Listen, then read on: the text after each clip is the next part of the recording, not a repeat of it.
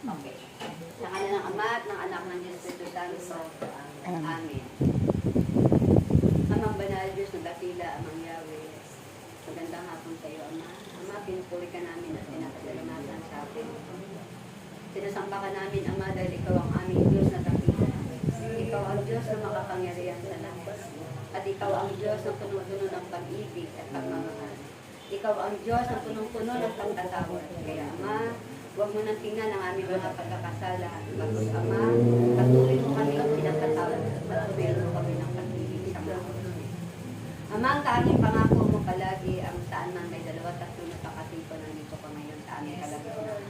At inaasahan ko yan, Ama, na palagi pakasama ka namin. Kaya, Ama, maraming salamat sa paggabay mo sa bawat isa. Ama, tinataas ko sa iyo ang tahanang ito, ang 4 na sulok ng tahanan ni Mami Nena.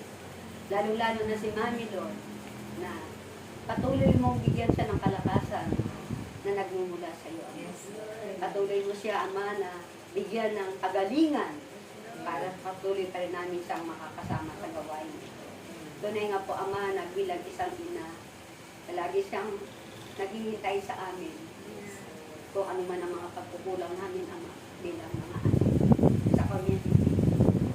Nawa, Ama, ikaw na lang ang magtuno kay Mami. At ganoon din, Ama, itinataas ko sa iyo ang kanyang mga anak, si Brother Buboy doon, si Maria, ang 2 nilang anak.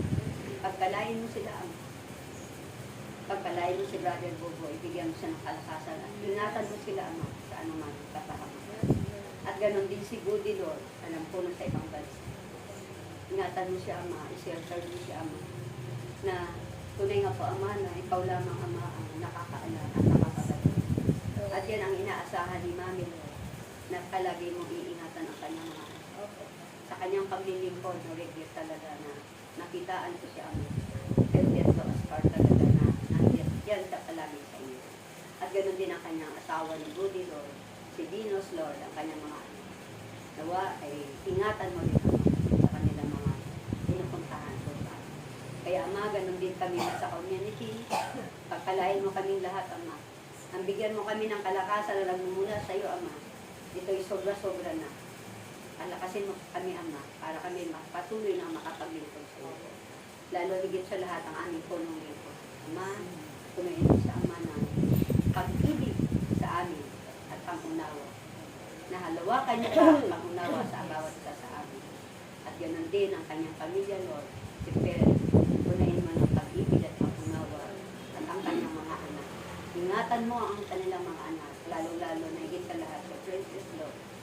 Ang anak ni Brother, Lord, ingatan mo siya sa kanyang pagpasok sa school. Kaya, Ama, maraming salamat sa mga oras nito. At ganoon din kay Sister Tess, patuloy mo siyang bigyan ng kalahatan ng mga nagmumula sa iyo. Ito yung anak mo na napakasikat. Bilang tao, ako'y galak na galak sa kanya. Wala siyang tanggi o ano man ang inuutos sa kanya.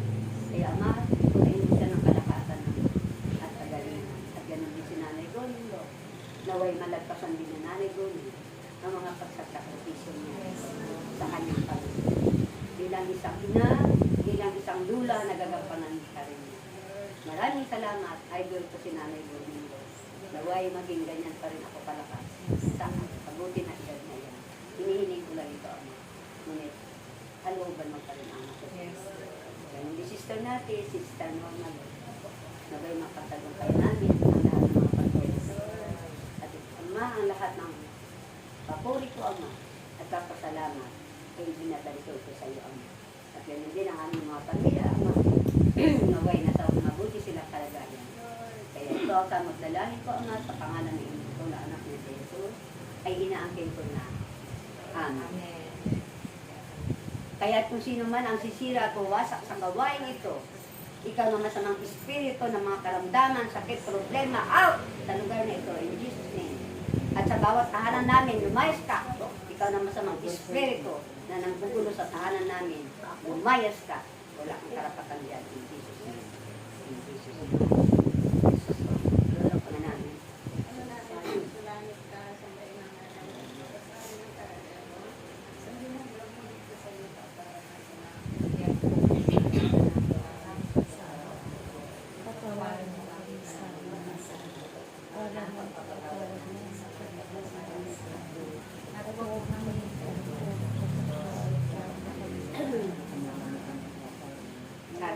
bigyan na puno ka ng grasya, ang Panginoon Diyos ay sumasa iyo.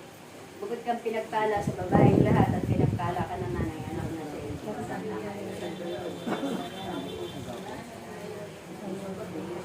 Luwalhati sa Ama at sa Anak sa Diyos Espiritu Santo. Luwalhati sa Ama at sa Anak sa Diyos Espiritu Santo.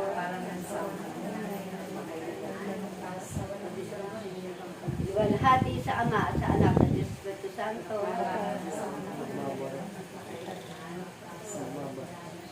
At habang binabasbasan tayo ng ating Ama na sa langit, kaya natin sabay-sabay. Sa ngalan ng Ama at ng Anak ng Diyos Espiritu Santo. Amen. Thank you po, Ama. Praise Yahweh. Praise Yahweh.